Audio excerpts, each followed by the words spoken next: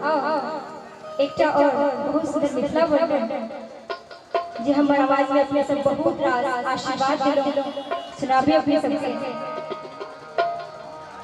और चाहब अपने सबसे अगर ठीक लगे तो एक लोग दूसरे से बीच में थप्पड़ी से बजा देना तो और ठीक लगता। बोलिए मिथिला धाम की जय हो। जय जय निसरे में खट खराब बजइए जय जय निसरे में खट खराब बजइए हे हम पग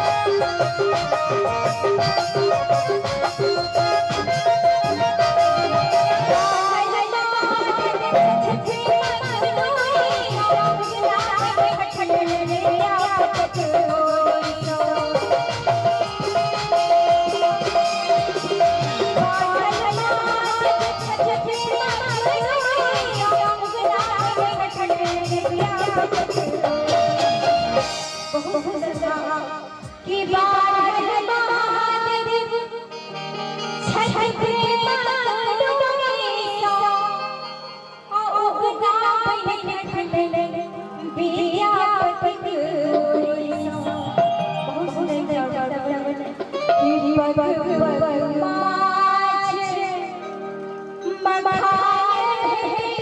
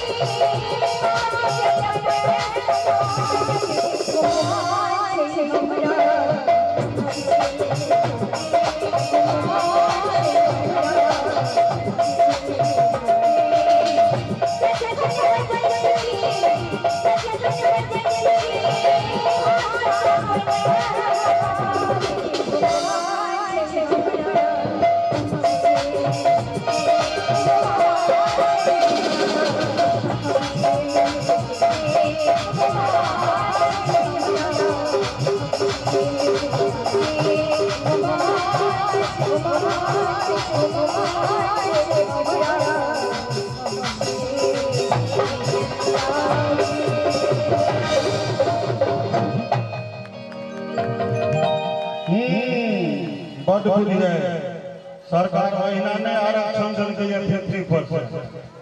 पहले कहलो जे 2 टाका की आ कोन बुझ से 4 गो गीत गाबि के गेले कोई बुझल है।